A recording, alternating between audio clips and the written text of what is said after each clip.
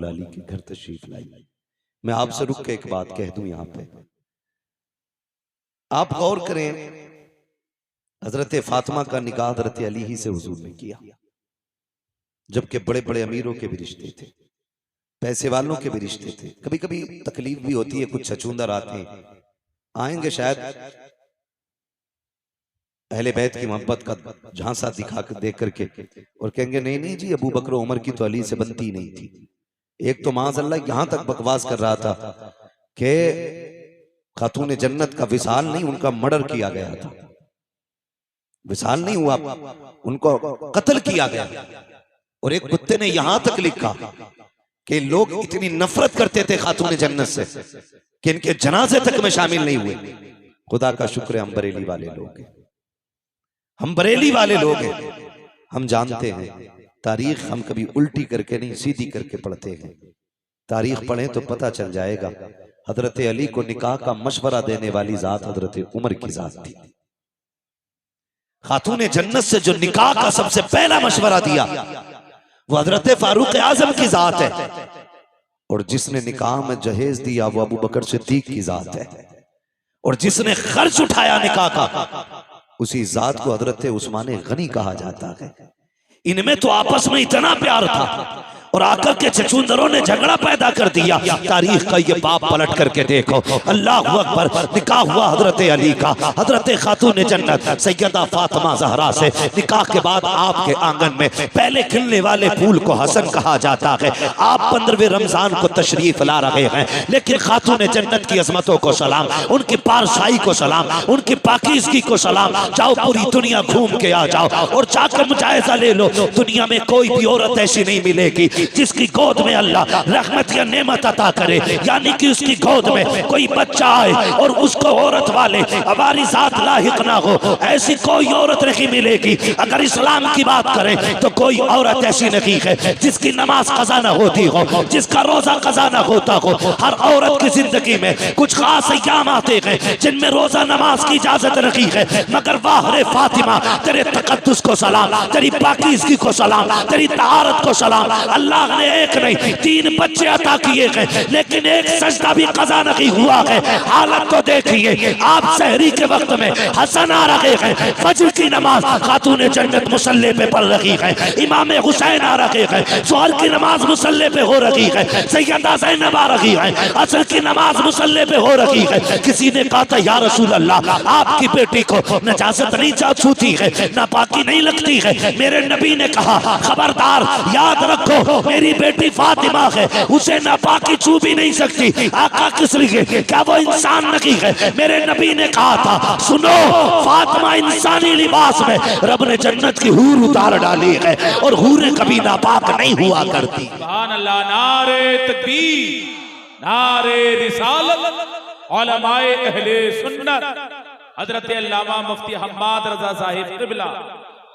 सुभान अल्लाह, सुभान अल्लाह। ये खातून जन्नत है, ये खातून जन्नत है, ये सैयदों की माँ है, ये खातून जन्नत है। इतनी पारसा, इतनी पारसा।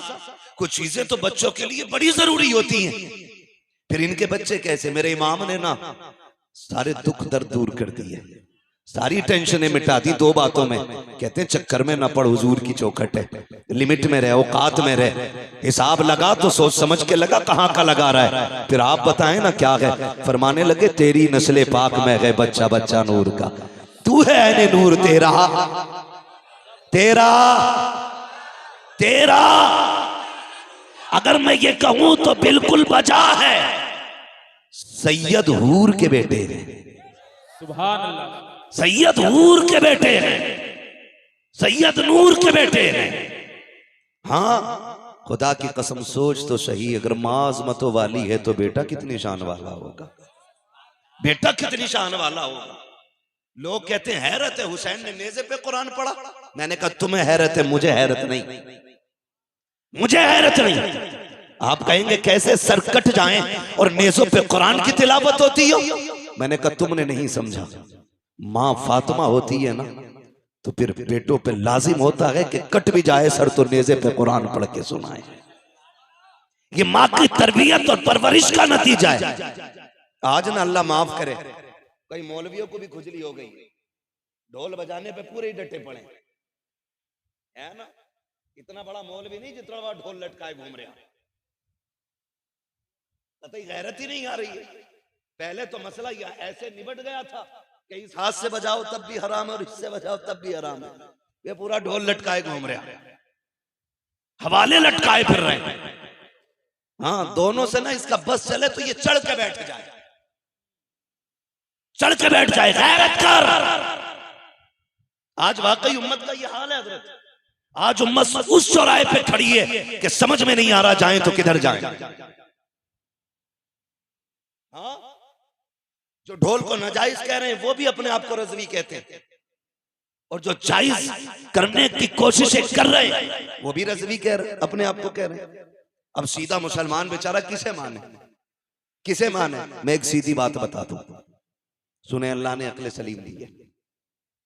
दो रोटी खाते हैं सारे लोग, रोटी खाते हैं ना सारे लोग, घास तो नहीं खाते हैं। बोले हैं सर ना हिलाएं, रोटी खाते हैं कि नहीं? अच्छा, खा के भी आए कि खाली लंगर के सहारे आए थे? खा के आए, ऐसा तो नहीं खाली तबर्रुक के सहारे चले आए। हाँ, नहीं तो कम से कम इतना खा के आया करो, तबर्रुक तो मिलता ही मिलता है कि यहां बैठ के बोलने की ताकत बनी रहा करे। जो खा के आए जरा वो बोले या रसूल अल्लाह, अपने घर की कोई बात खराब नहीं होने देता है ना। बात रोटी की आ गई, सारों ने जोर लगा दिया। अल्लाह सबको सलामत रखे, सबके रिस्क में अल्लाह बरकत अता फरमाए, अल्लाह सबको रिस्क हलाल अता फरमाए। चलूं आगे, मैं जो बात कह रहा था, मैं क्या कह रहा था आपसे अभी, अक्ल सलीम रखते। अच्छा चलो करबला देख लें। ये सारा ड्रामा करबला को लेके ही तो कर रहे हैं ना ये ढोलक वाले लोग। पानी कितनी तारीख को बंद हुआ? बोले अल्लाह आपको सलामत रखे। जो बोल गए अल्लाह आज की रात के सदके, सैयदों के सदके, नजफ अशरफ के रास्ते, करबला के रास्ते, हुजूर के मदीने की अल्लाह हाज़री नसीब फरमा दे। कितनी तारीख को पानी बंद हुआ? और जोर से 7 तारीख को पानी बंद हुआ। शहादतें किस तारीख में हुई? जी हैं, सलामत रहे माशाल्लाह। कितनी तारीख में शहादतें हुई? 10 तारीख में शहादतें हुई है ना। अच्छा एक बात बताओ, 7 से लेके 10 तक किसी किताब, किसी रिसाले, किसी मुअर्रिख, चलो इससे भी हट के कि कुछ उलूम सीना बसीना होते हैं, कोई उसका रावी हो, कोई बता सकता है कि 7 तारीख से लेके 10 तारीख तक हुसैन के खेमे से ढोल तो क्या लंगाड़े की भी आवाज आई हो? लंगाड़ा समझते?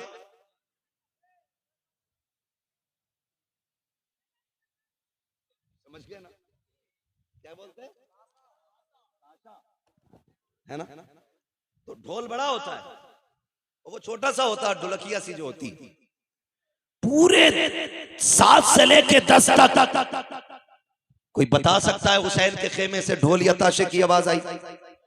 बोले बचपन से सुनते सुनते हम भी इतने बड़े हो गए, आपके बाल सफेद हो गए, आज तक किसी मौलवी ने बताया कि अली अकबर के हाथ में किसी ने ढोल का डंडा देखा था, ताशा देखा था?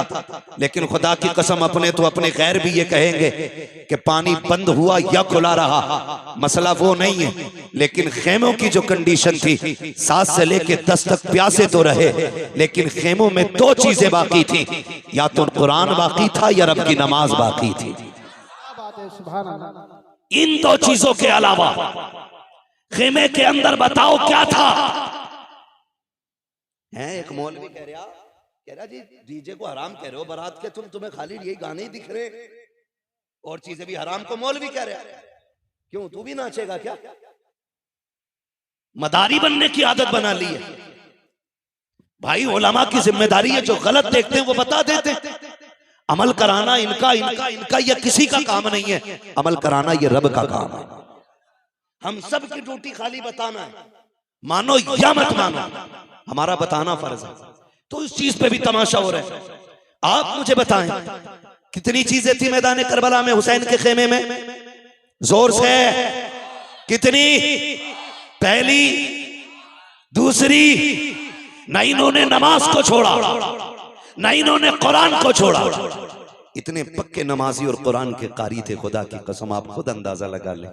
लोग कहते हैं कि हुसैन ने नेज़े पे चढ़ के कुरान सुनाया। मैं कहता हूं हुसैन नेज़े पे आ गया तो कुरान हुसैन की जबान पे खुद आ गया। गोया कुरान कह रहा था तूने प्यास के बाद भी हमें नहीं छोड़ा, हम शहादत के बाद भी तुझे नहीं